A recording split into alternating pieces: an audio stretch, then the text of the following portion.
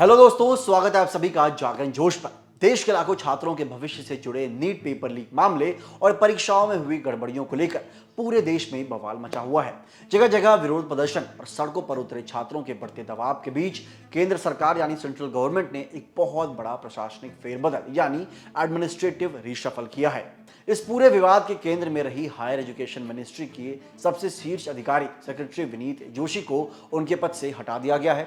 सरकार ने उन्हें अब मिनिस्ट्री ऑफ पंचायती राज के सेक्रेटरी के पद पर स्थानांतरित कर दिया है। आपको बता दें कि विनीत जोशी केवल हायर एजुकेशन सेक्रेटरी ही नहीं थे, बल्कि 30 जून को संजय कुमार के रिटायर होने के बाद वो स्कूल एजुकेशन सेक्रेटरी का अतिरिक्त प्रभार यानी एडिशनल चार्ज भी संभाल रहे थे और इसके साथ ही वो यूनिवर्सिटी ग्रांट्स कमीशन यानी यूजीसी के एक्टिंग चेयरपर्सन की भूमिका में भी थे। दोस्तों, इस बड़े फेरबदल के तहत शिक्षा मंत्रालय के दोनों ही प्रमुख विभागों हायर एजुकेशन और स्कूल एजुकेशन में 2 नए शीर्ष अधिकारियों की नियुक्ति की गई है।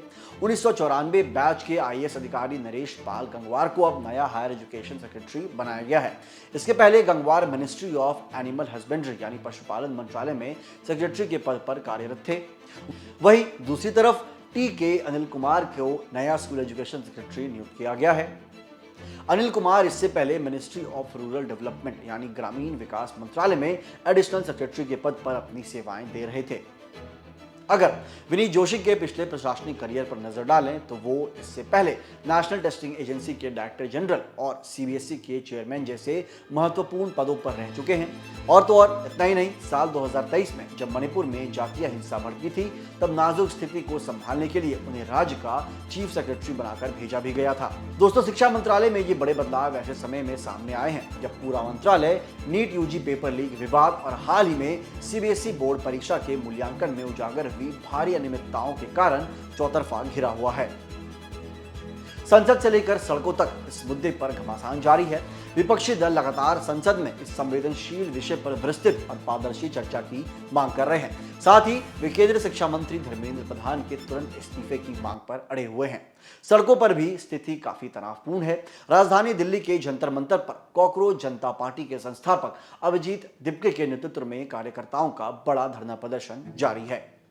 प्रदर्शनकारी शिक्षा मंत्री के इस्तीफे के साथ साथ पूरे एजुकेशन सिस्टम में बड़े सुधार की मांग कर रहे हैं। वहीं प्रदर्शन के दौरान बढ़ती अराजकता को देखते हुए दिल्ली पुलिस ने सख्त रुख अपनाया है और चेतावनी दी है कि हिंसा में शामिल प्रदर्शनकारियों के पासपोर्ट रद्द कर दिए जाएंगे। इस गतिरोध को समाप्त करने के लिए सरकार और प्रदर्शनकारियों के बीच पर्दे के पीछे बैकरूम बातचीत का दौर शुरू हो चुका है।